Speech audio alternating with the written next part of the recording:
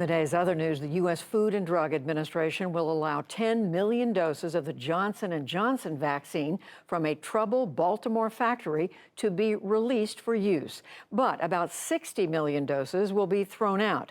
The factory, owned by Emergent Biosolutions, was shut down in mid-April for cross-contamination, unsanitary conditions, and other problems.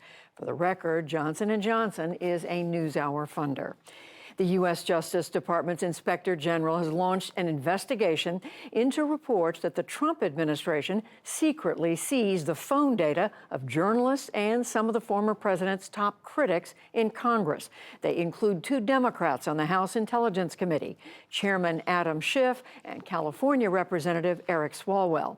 It was part of an effort to find out if anyone was leaking information related to the Russia probe. We'll have more on this after the news summary.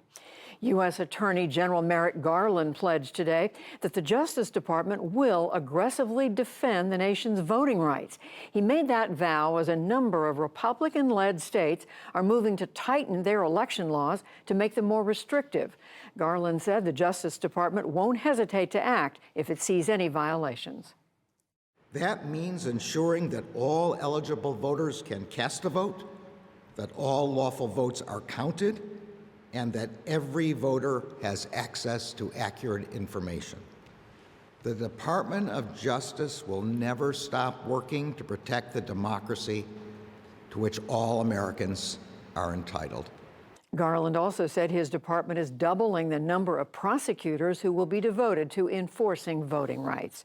The United Nations Human Rights Chief warned that violence in Myanmar is worsening amid a military buildup. The fighting first erupted after troops ousted the elected government back in February. Today in Geneva, a UN spokesperson cited reports that they are now shelling homes and churches while blocking access to aid.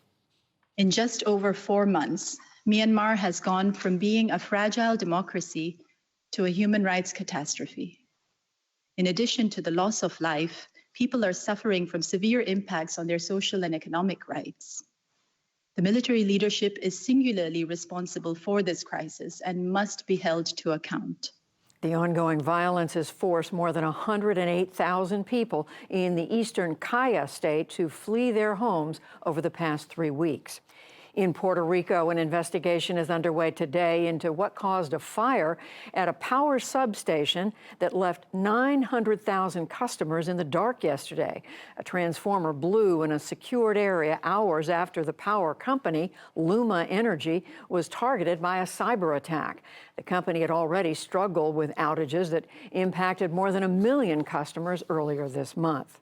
Stocks managed modest gains on Wall Street today. The Dow Jones Industrial Average rose 13 points to close at 34,479. The Nasdaq climbed 49 points, and the S&P 500 added 8 to notch another record close. And this year's Pulitzer Prizes were awarded today. The Minneapolis Star-Tribune won for its coverage of the killing of George Floyd. Darnella Frazier, the then teenager who recorded a video of Floyd's death, was awarded a special citation. The New York Times was honored for its coronavirus reporting. Louise Erdrich's novel, The Night Watchman, took the prize for fiction. And one of our special correspondents, Nadia Drost, won for her coverage of migrants crossing the Darien Gap for the California Sunday Magazine. Congratulations to all. And still to come on the NewsHour, the ballot battle intensifies as boundaries are drawn that could sway the balance of power in Texas.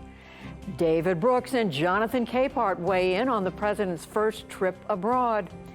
2 street artists on either side of the sectarian divide in Northern Ireland turn walls into messages, plus much more.